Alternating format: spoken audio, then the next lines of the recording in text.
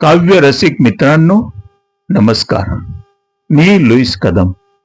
मी आणि माझ्या कविता या यूट्यूब चॅनल कार्यक्रमात आपले सहर्ष स्वागत आहे. आजच्या कवितेचे शीर्षक आहे मीही होतो तेव्हा.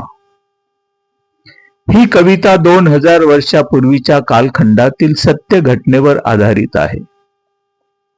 ख्रिस्ती धर्माचा आधारस्तंभ ख्रिस्त येशू यांच्या जीवनाच्या अंतिम टप्प्यातील 40 दिवसाच्या दुःख सहन घटनाक्रमाचा यात संक्षिप्त गोषवारा कथन केलेला आहे.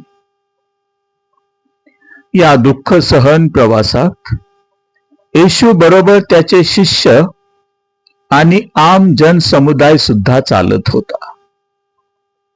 त्या सर्वांच्या मनाचे विवेचन आहे. चला तर ऐकूया कविता मीही होतो तेव्हा. ते 40 दिवस जप तप अंतर्मुख होण्याचे, तुझ्या दुःख सहनात माझे असणे शोधण्याचे. गेला तो 2000 वर्षापूर्वीचा काळ होता. एका निरापराध मनुष्याच्या वधस्तंभावरील मरणास भोंदू धर्मपीठासीन याजक पिलाताबरोबर माझाही सहभाग होता.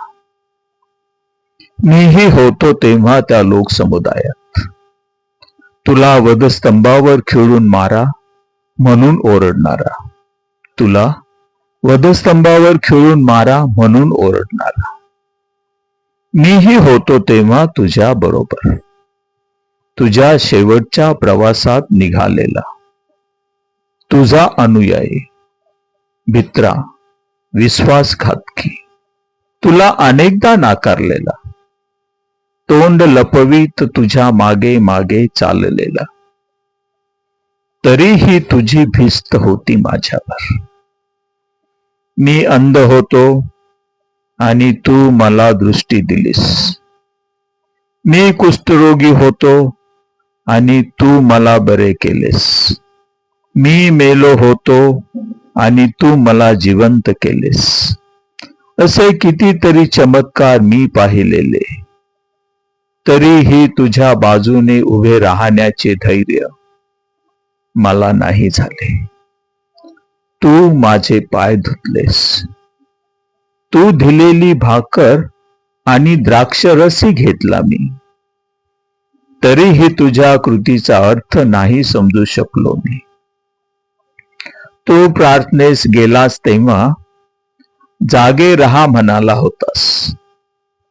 तुझे चुंबन घेऊन मी माझा कार्यभाग साधला होता.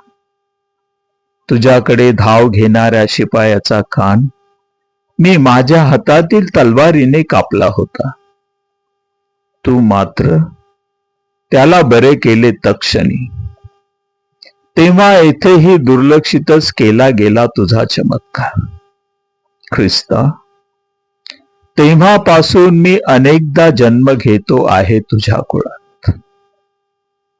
मनुष्य म्हणून माझ्याकडून दुर्लक्षित झालेल्या तुझ्या मनुष्य रूपातील देवत्वाविरुद्ध मी केलेल्या कृतज्ञ कृत्यात मनुष्य जीवन अधिकाधिक कृतज्ञ व्हावे म्हणून मला सहाय्य कर.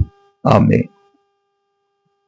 काव्य रसिक मित्रांनो, आपणास कविता आवडली असेल तर मी आणि माझ्या कविता या यूट्यूब चॅनलला लाईक करा, चॅनल सबस्क्राईब करा आणि हो, आपल्या मित्र परिवारातील काव्यप्रेमी रसिकांना कविता जरूर शेअर करा.